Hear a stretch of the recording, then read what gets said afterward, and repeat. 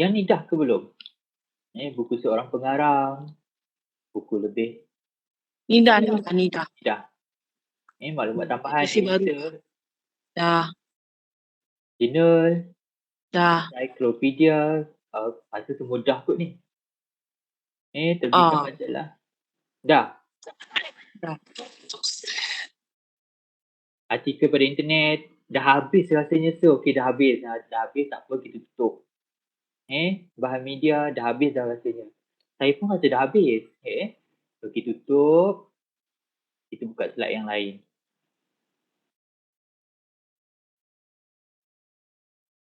Sebab slide yang lagi satu ni pun lebih kurang sama sajalah. Kalau kita tak habis lagi pun kita mengulang juga. Kalau dah habis pun tak apa, kita mengulang juga. Benda yang sama juga, sistem dokumentasi. Cuma dia lebih fokus kepada APA sekejap.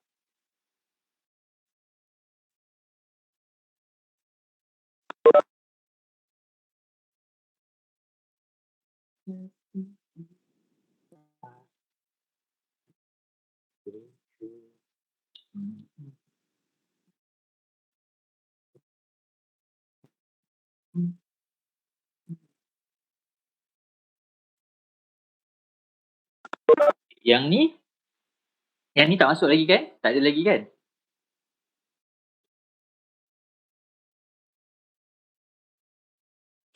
Yang ni belum. Belum baik. Yang ni APA. Dia pergi secara khusus. Yang sebelum tu kita ada bercakap tentang APA juga sedikit. Tapi sebelum tu kita ada bercakap tentang dokumentasi secara umumnya. Kemudian kita ada bercakap tentang perbezaan antara APA dan juga gaya dewan dari segi terma-terma yang digunakan, istilah-istilah yang digunakan dan sebagainya. Perbezaan istilah, keterangannya dan sebagainya. Baik, hari ini kita fokus pada APA saja. Jam ke-12 ke? Ya Allah, buang masa banyak tadi. Minta maaf banyak-banyak. Saya dah masuk Webex awal tadi, dah buka attendance dan sebagainya. Tetapi tiba-tiba dia hang, lepas tu dia minta restart dan sebagainya. Terpaksalah restart. APA ialah gaya rasmi yang menyinaraikan sumber rujukan dan citasi. Memberi penekanan kepada tahun terbitan kerana disiplin ini mementingkan terbitan semasa. APA ini mementingkan terbitan semasa. Saya tak pasti pensyarah awak ada tak bercakap tentang ini. Kadang-kadang tu dia nak 10 tahun ke belakang saja. Selebih ni 20 tahun ke belakang dia tak nak. Ataupun dia nak 5 tahun ke belakang saja dan terbitan-terbitan terkini saja untuk dijadikan sebagai bahan rujukan dalam assignment awak dan sebagainya. Kerana itulah sifat APA. Dia memberi penekanan kepada tahun terbitan. Mementingkan tahun semasa dan tahun kebelakangan yang tidaklah terlalu jauh. Mungkin 5 tahun ke belakang, 10 tahun ke belakang tu masih lagi boleh diterima. Kalau dah 40 tahun ke belakang tu mungkin tak boleh diterima lagi. Gaya rujukan lain, dia ulang balik ni, ada MLA untuk bidang bahasa dan kesusasteraan, ada Chicago untuk sejarah, falsafah, agama dan seni halus, The American Chemical Society untuk kimia.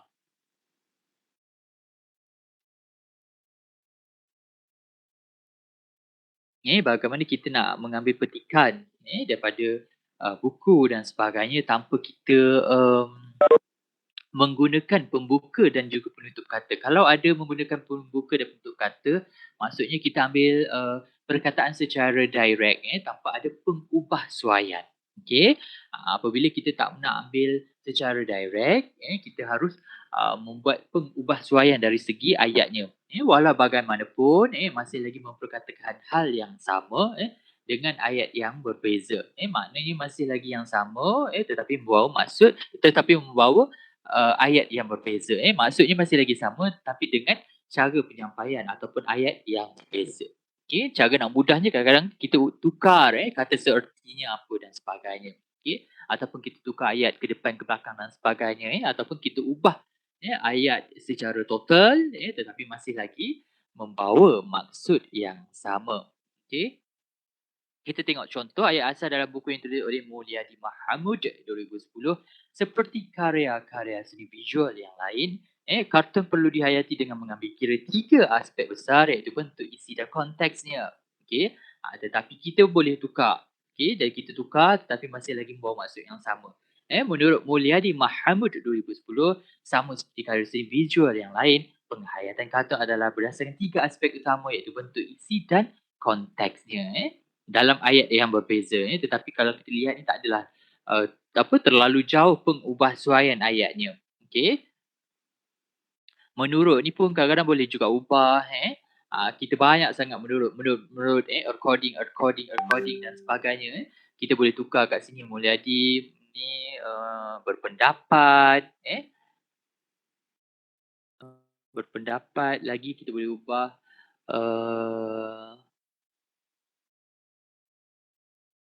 menanggapi berpendapat menanggapi bertanggapan lagi kita boleh ubah Mulyadi Mahamud menyatakan menyatakan sama seperti karya seni visual yang lain penghayatan kata adalah segi aspek utama dan bla bla bla. Okey, kita kena pandai menggunakan ayat. Okey, kena pandai mencorakkan ayat, mengubah dan sebagainya. Jangan menurut saja, jangan according saja. Okey, kita boleh ubah. Okey.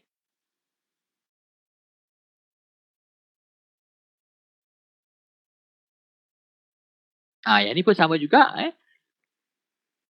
Allahu Akbar. Ketika digunakan untuk beritahu pembaca tentang rujukan asal dan pernyataan yang ditulis bersifat fakta daripada sumber rujukan. Okey, yang ni pun lebih kurang sama juga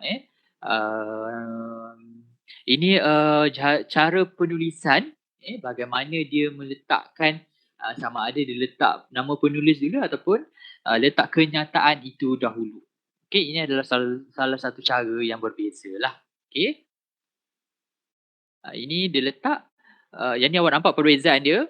Nampak tak slide ni? Bagaimana ini dia letak nama penulis dahulu, ini nama penulisnya, Adam mengata apa, menurut Adam sekian-sekian dan sebagainya. Yang ni dia fokus kepada kenyataan itu dahulu. Dia sebut kenyataan itu, kemudian barulah dalam kurungan dia sebut penulisnya.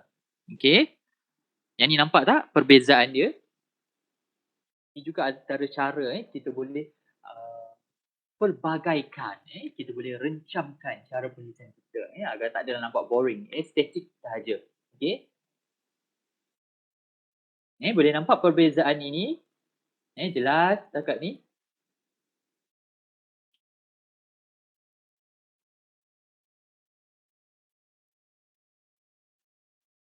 Jelas.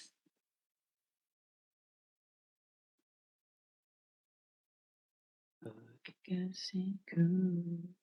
Okey, mengambil secara terus petikan tanpa buat sebarang perubahan. Okey, sebab itulah perlu ada pembuka dan juga penutup kata tetapi harus ingat petikan yang diambil 100% itu pastikan tidak melebihi 40 patah perkataan. Okey, ini maksudnya diambil secara direct, dia tak ubah pun tetapi tidak melebihi 40 patah perkataan. Petikan yang lebih daripada 40 patah perkataan perlu dihasilkan dalam perenggan yang asing. Perlu ada blok, buat satu blok yang baru. Petikan ini tulis selang sebaris. Semasa memetik sebarang, pastikan nama pengarang, tahun, halaman yang dipetik dimasukkan ke dalam teks. Maklumat sumber dan halaman perlu dimasukkan selepas petikan berakhir. Sertakan maklumat rujukan yang lengkap dalam senarai rujukan. Yang ni pun kita dah tengok dah hari tu. Okey. Bagaimana dia berada dalam blok yang berbeza. Sebab apa? Sebab dia melebihi 40 patah perkataan. Jangan lupa halaman dalam kurungan dekat sini. Okey. Tengok noktahnya di mana? Noktahnya dekat sini. Okey. Yang ni pun kita tengok dah hari tu. Ini pun juga cuma ini dia ada elipsis. Maksudnya ada pengguguran perkataan dekat depan ini. Okey, digugurkan, diambil perkataan yang bermakna, apa yang penting saja dekat sini. Okey. Tetapi oleh kerana dalam blok yang berbeza, ini bermakna perkataan ini yang diambil melebihi 40 patah perkataan dan tidak ada pengubahsuaian. Okey. Daripada sumber asal. Sebab itu ada pembuka dan juga penutup kata. Okey.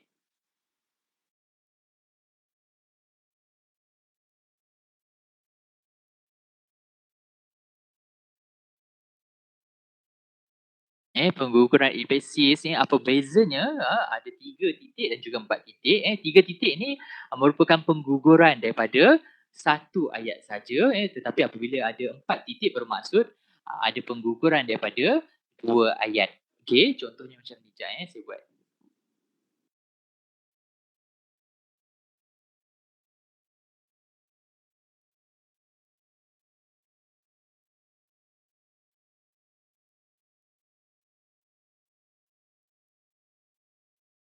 Okey, nampak tak ayat nasi ayam ni? Okey, ini ada dua ayat Saya suka makan nasi ayam.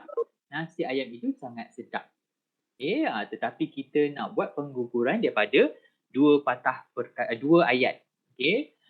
Jadi kita akan gugurkan di sini. Okey, daripada ayat yang pertama. Kemudian kita akan gugurkan di sini. Okey, daripada ayat yang kedua.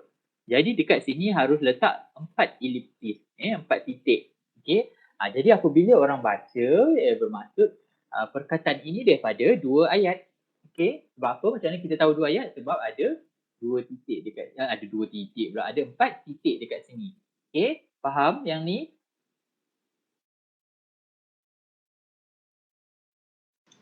Faham, Sir. Okey, bermaksud daripada dua ayat yang berbeza. Okey.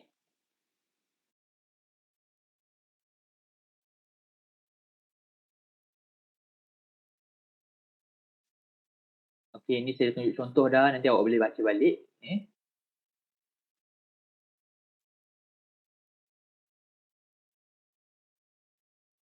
Okey, ini nama dalam petikan, nama dalam petikan. Okey, untuk nama penulis Melayu atau Muslim, nama petikan menggunakan nama akhir ialah bapa. Tetapi bin atau binti dan pangkat darjat tidak perlu disertakan. Okey. Doktor ke, haji ke, hajah ke, bin ke, binti ke, doktor ke apa kat depan tu harus digugurkan. Okey. Walaupun kadang-kadang tu kita beli buku, dekat depan buku tu dia tulis nama penulis tu doktor dan sebagainya. Tetapi apabila kita tulis rujukan harus digugurkan. Okey. Nama penulis barat atau bukan Muslim menggunakan nama akhir atau nama keluarga, last name atau surname. Okey. Yang ni biasalah ni. Tetapi kita selalu ubah.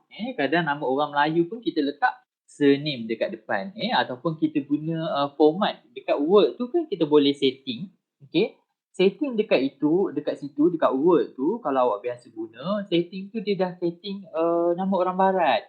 Okey. Jadi apabila awak masukkan nama orang Melayu dan sebagainya, secara automatik dia pun akan bertukar.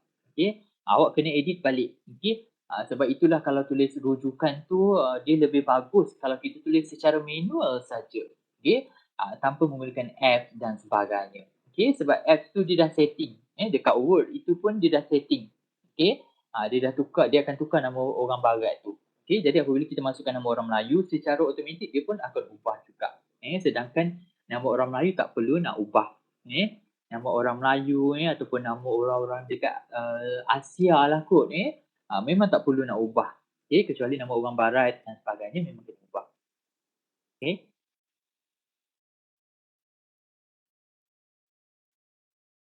Okey, itu ada contoh dia Chua Kiman. Okey, Chua dia guna Chua David Beckham guna Beckham Jimmy Choo guna Choo. Okey. Kalau orang Melayu tak pernah ubah. Okey, ni pun dah sentuh dah hari tu 3 hingga 5 penulis Kalau 3 hingga 5 penulis ataupun 1 hingga 5 orang penulis, pastikan kali pertama tulis semua nama. Ada 3 orang, ada 5 orang, tulis semua nama. Okey. Adam, Ali, Abu tulis semua. Tetapi kalau kali kedua tulis nama Adam saja. Nama orang yang pertama sahaja. Okey. Kalau 1 dengan 2 tulis semua nama. Kali kedua pun tulis kesemua nama. Okey. Kalau 6 orang dan ke atas, cukup sekadar tulis nama Adam sahaja. Lepas tu diikuti dengan at all. Okey, untuk kali pertama pun tulis at all, dah boleh dah. Okey. Terdapat format rujukan yang berlainan untuk jenis rujukan lain, namun yang wajib saja adalah rujukan untuk buku, jurnal dan laman web. Sentiasa pastikan anda mendapat nombor cukup untuk kenali rujukan.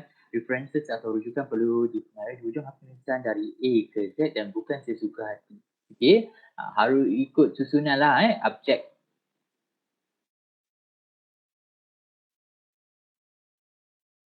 Okey, buku ni awak tahu kan, buku lihat bagaimana tulis judul buku pastikan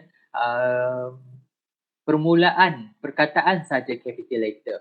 Okey, yang lain itu huruf kecil sahaja. Okey, how to be a millionaire. Hanya H sahaja huruf besar, yang lain huruf kecil. M pun huruf kecil. Kecuali kata nama khas. Kecuali kata nama khas harus huruf besar.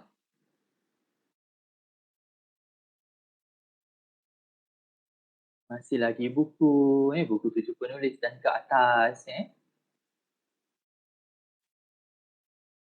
Okey, buku oleh organisasi. Okey, selalunya buku ini tak ada nama penulis. Okey, jadi tulis nama organisasi, tahunnya bila, macam biasa, kemudian tajuk lengkap dicontohkan, tajuk buku tu apa, tempat diterbitkan syarikat penerbitan. Okey, tempat diterbitkan ini kita akan merujuk kepada tempat syarikat terbitan itu. Di manakah alamat syarikat penerbitan itu? Okey, kalau di Shah Alam contohnya. Jadi tempat terbitan di Shah Alam. Okey, jangan keliru tempat terbitan ini merujuk kepada syarikat penerbitan itu di mana. Okey, di Shah Alam tulis Shah Alam kat sini. Di mana? Di Kuala Lumpur tulis Kuala Lumpur di sini. Okey. Di New York tulis New York kat sini. Okey. Artikel dalam buku yang disunting, nama penulis dahulu macam biasa, macam buku juga, kemudian dalam kurungan tahun, jangan lupa lepas nama penulis notah, lepas tahun juga notah, kemudian tajuk artikel tersebut. Okey, ini adalah tajuk artikel tersebut. Okey, dan remote control. Okey, ini barulah tajuk buku tersebut. Okey, sebab itulah tajuk ini disendingkan. Sebab ini adalah tajuk buku. Okey, ini adalah tajuk artikel. Okey, tajuk artikel tak perlu nak disendingkan. Yang harus disendingkan adalah tajuk buku. Sebab itulah kat sini disendingkan. Muka surat berapa, titik, kemudian barulah tempat terbit dan juga syarikat penerbitan. Okey, baik, dekat sini faham? Kita mengulang balik slide hari tu. Setakat ni faham? Buku edisi kedua. Jadi nak tulis dia pun macam juga kita nak tulis buku. Harus nama penulis dahulu, Hasmah Haji Omar, kemudian titik, kemudian dalam kurungan adalah tahun, kemudian pastikan titik. Kemudian judul buku. Ini adalah judul buku, kemudian terus masukkan selepas judul buku itu edisi keberapa, edisi kedua. Apabila ada buku edisi ni maksudnya ada berlaku penambahbaikan terhadap buku tersebut berbanding dengan edisi yang pertama. Mungkin ada penambahbaikan. Jadi kalau awak pergi kedai, awak nampak ada buku yang sama, kulit sama dan sebagainya, kadang kulit berbeza, kadang kulit yang sama. Kemudian awak lihat edisi berbeza. Ada edisi pertama, ada edisi kedua. Jadi better awak ambil edisi yang kedua. Sebab apa? Sebab ada penambahbaikan daripada edisi yang pertama. Kemudian tutup kurungan, kemudian titik, kemudian tempat terbitan, titik dua bertindih, kemudian syarikat penerbitan. Titik. Titik jangan lupa dekat hujung ni. Kadang-kadang kita terlupa. Okey. Karya terjemahan. Bagaimana pula karya terjemahan? Okey. Nama penulisnya. Macam biasa nama penulisnya. Kemudian titik jangan lupa. Ini titik noktah. Kemudian dalam kurungan tahun terbitan. Kemudian titik jangan lupa. Kemudian tajuk buku tersebut. Okey. Kemudian dalam kurungan boleh masukkan nama penterjemah. Okey. Kemudian koma, kemudian singkatan untuk menunjukkan penterjemah. Kalau penyunting, tulis penyunting kat sini. Tetapi ini adalah buku terjemahan. Jadi kita tulis penterjemah. Okey. Kadang-kadang dekat buku tu, kat kulit buku tu dia tulis dah penterjemah, penyunting, editor dan sebagainya. Dekat kulit buku tu dia dah tulis dah. Okey, kemudian tutup kurungan, kemudian titik. Dekat sini titik jangan lupa sebab apa? Sebab kita tak eja penuh. Penyunting pun sama, kita tak eja penuh. PNYTG, PNYT titik. Kalau penyunting. Okey. Kemudian Kuala Lumpur, kemudian Dewan Bahasa dan Pustaka. Okey. Ini kalau ada maklumat tambahan. Karya asal diterbitkan pada tahun 1965. Kalau tak ada, tak tulis pun tak apa. Okey. Baik, seterusnya jurnal, jurnal. Yang harus disendingkan adalah nama jurnal dan juga jilid ke berapa, volume ke berapa dekat sini. Uh, yang ini adalah jilid ataupun terbitan ke berapa, edisi ke berapa. Okey, yang harus disendingkan. Journal of Education dengan 13 ni harus disendingkan. Dua ini tak perlu. Dua ini duduk tegak. 13 ini harus disendingkan. Kadang-kadang kita hanya sendingkan nama jurnal sahaja. Okey, kena tengok balik nama jurnal dan juga volume ni harus disendingkan. Okey, ataupun jilid. Okey. Baik, seterusnya muka surat. Muka surat tak perlu disendingkan. Lepas muka surat titik. Okey.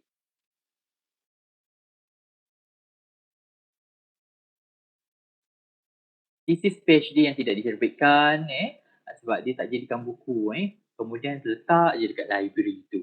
Okey. Abdullah Syukur Syahri nama penulisnya kemudian titik kemudian tahun dalam kurungan kemudian tajuk thesis tersebut. Okey. Bla bla bla bla, tajuk thesis harus disendingkan. Okey. Kemudian thesis PhD yang tidak diterbitkan dalam kurungan kemudian dekat mana dekat Universiti Utara Malaysia Simpang Kedah. Okey. Tesis yang tidak diterbitkan samalah juga dengan laporan ilmiah laporan ilmiah yang tidak diterbitkan, lagi apa lagi benda-benda yang berkaitanlah kadang-kadang pensyarah dia kena buat kajian juga macam tesis dan sebagainya, benda tu kena jilid dan sebagainya dan benda itu tidak diterbitkan. Okey, jadi cara nak tulis dia pun masih lagi sama, yang berbezanya dekat sini namanya apa laporan ilmiah yang tidak diterbitkan dan sebagainya. Okey. Tesis daripada pengkalan data komersial. Okey. Dekat sini ada perbezaan sedikit. Ini adalah tajuk jurnalnya, tajuk tesisnya. Kemudian dalam kurungan menunjukkan apakah ia. Kemudian diambil daripada mana. Okey, dan jangan lupa ada juga nombor rujukan. Ini kita ambil daripada internet lah ni. Okey.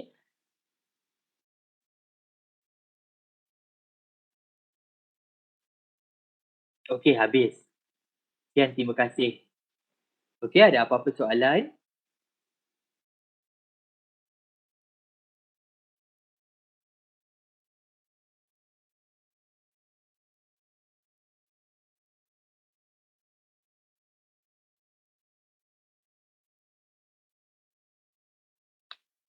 Tak ada soalan? Setakat ni tak ada. So, okey, sekejap saya nak tunjuk sesuatu. Boleh buka ke tak ni? Sekejap. Bagaimana dengan buku cerita anda? Kelas ni dah 3 orang hantar. Bagus, cepat. Kelas ni dah 3 orang hantar. Okey. Ada yang masih tak ada idea ke?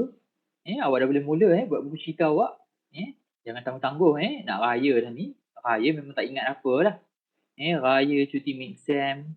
Kemudian yang nak kalut nak balik kampus dan sebagainya. Dah tak siap dah buku cerita nanti. Okey. Kalau boleh minggu ke-6, minggu ke-7 tu kita dah nak prepare untuk bentang. Okey. Kejap saya nak cuba tunjuk sesuatu. Awak tahu tak bagaimana nak cari jurnal?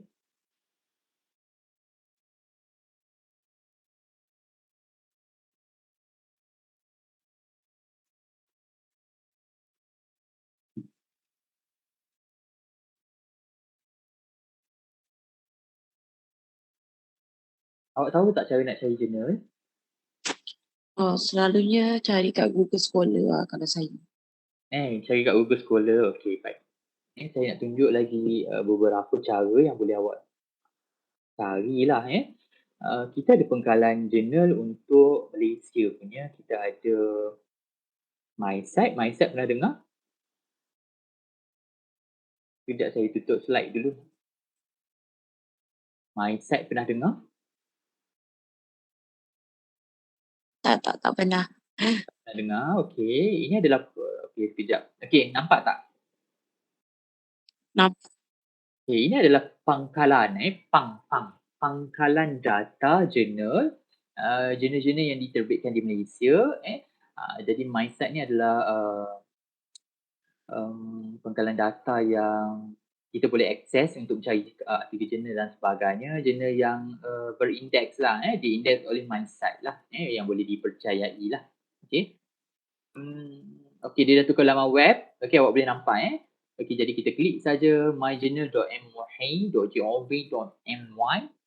Okey, mudah. Okey, dia dah keluar dah, nampak tak? Okey, jadi kita search sahaja. Okey, awak nak search tentang apa? Okey, awak nak search tentang apa? Ni saya lah search ni, saya buat kajian saya, macam-macam lah saya search Puteri Gunung Ledang, tak Ledang. Okey, contoh awak bagi satu perkataan, kita nak search tentang apa? Okey, baik, kita buat tentang kritikan filem kan, kritikan sosial. Ada tak jurnal tentang kritikan sosial? Okey, search for, kita nak cari apa? Bukan jurnal, kita nak cari artikel. Jurnal itu adalah nama artikel lah, nama jurnal lah, artikel adalah artikel lah. Pap, tengok dia dah keluar dah. Okey, awak nampak? Jadi kita ada apa ni? Ada metafora sebagai kritikan sosial dan pantun untuk nilai insan, ada kritikan sosial dan lirik lagu Dikir Barat. Okey. Ada idealisme dalam naskah Sabda Sang Pendeta, karya Ismail Hassan berdasarkan konsep keadaman, kritikan sosial dalam filem Melayu Zombie Kampung Pisang. Okey, jangan buat lagi sebab ada orang buat kritikan sosial dalam filem Zombie Kampung Pisang. Tetapi kita boleh gunakan sebagai sorotan literature review kita. Okey, sorotan literatur, literature review kita untuk buat kritikan sosial dalam filem. Bolehlah kita ambil sebagai LR kita. Okey, mudah saja. Awak nak cari pasal apa?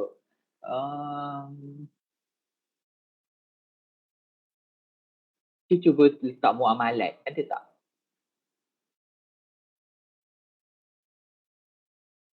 Nah, ambil.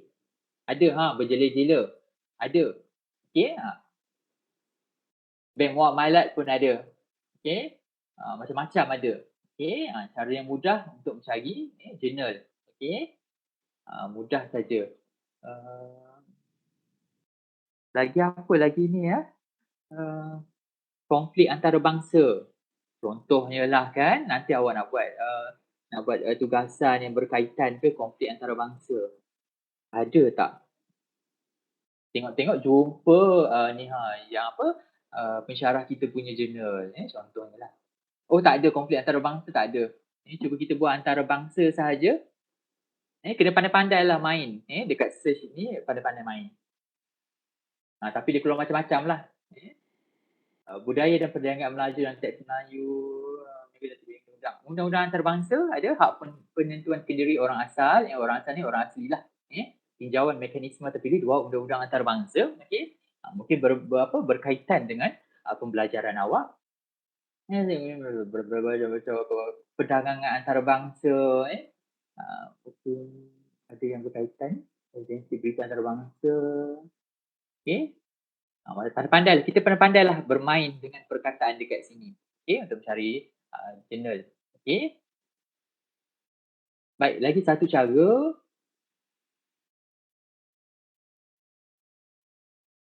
Kalau kita nak cari tesis, kita nak cari tesis secara online sahaja. Tak perlu pergi ke library. Okey, awak pernah tak buat macam ni, UM-ePrints. Okey, UM-ePrints, awak type saja, lepas tu dia akan keluarlah. Awak klik lah. Jadi awak letak je lah awak nak cari apa. Nak cari apa ya? Ada tak filem? Alah, tak keluar pula dah. Ada tak tesis tentang filem di UM ni contohnya? Sepatutnya ada. Kadang-kadang dia bukan keluar ni tesis ni, doctoral thesis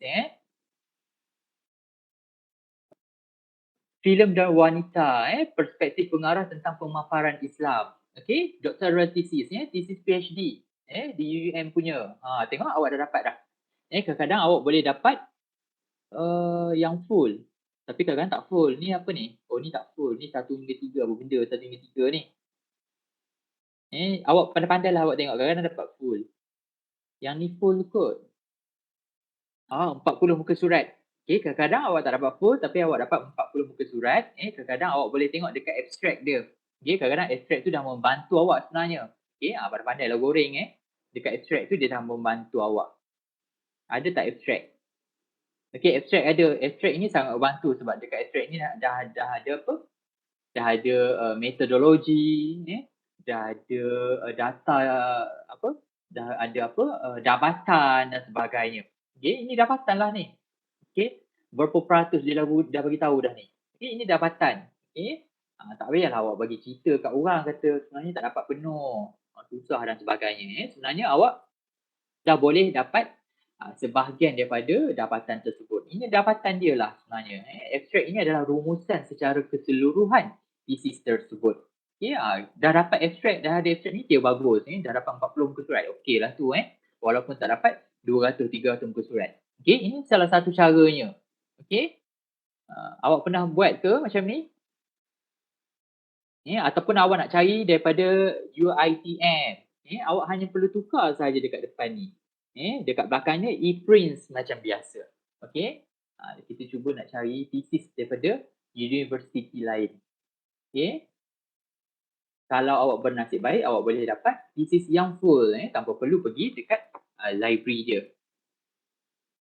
Masih lagi kita nak cari tentang filem. Ada tak thesis tentang filem? UiTM ni sepatutnya banyaklah tentang filem. Ini apa benda dia bagi kat kita ni, Ni bukan thesis kot. Thesis ke?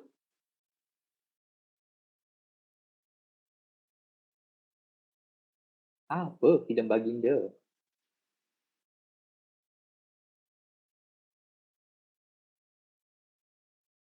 Oh, ni tak boleh.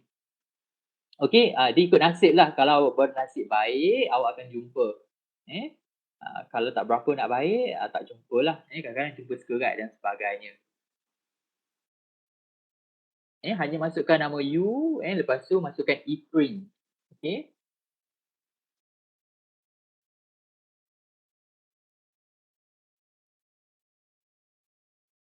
Okey, ni pun tengok project report. Tengoklah, master thesis, banyak juga PhD thesis,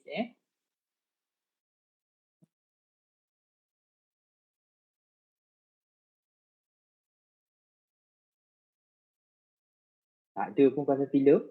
Kena main-main je lah juga dekat sini pun,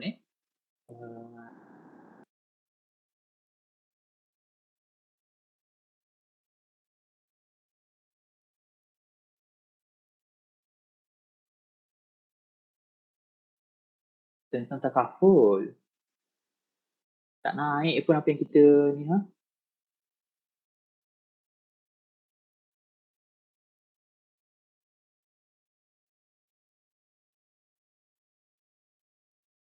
Bolehlah sikit keluar, bayar zakat, pemilihan takaful.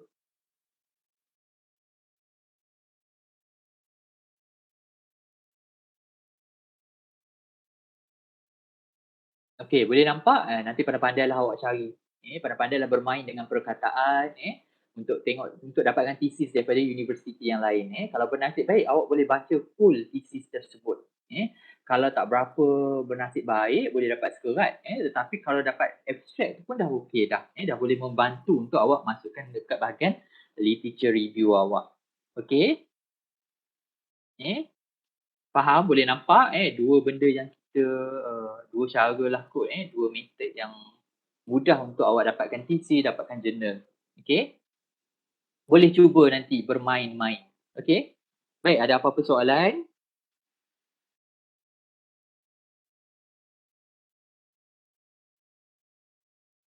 Tak ada soalan. Kalau tak ada apa-apa, saya nak tamatkan kelas untuk hari ini. Kita akan jumpa lagi pada hari Rabu. Okey, boleh? Boleh, Sir. Okey, boleh. Ni terus left. Okey, baik. Terima kasih semua. Assalamualaikum warahmatullahi wabarakatuh dan selamat sejahtera. 1, 2, 3, 4, 5. Siapa tak scan lagi? Saya nak manual.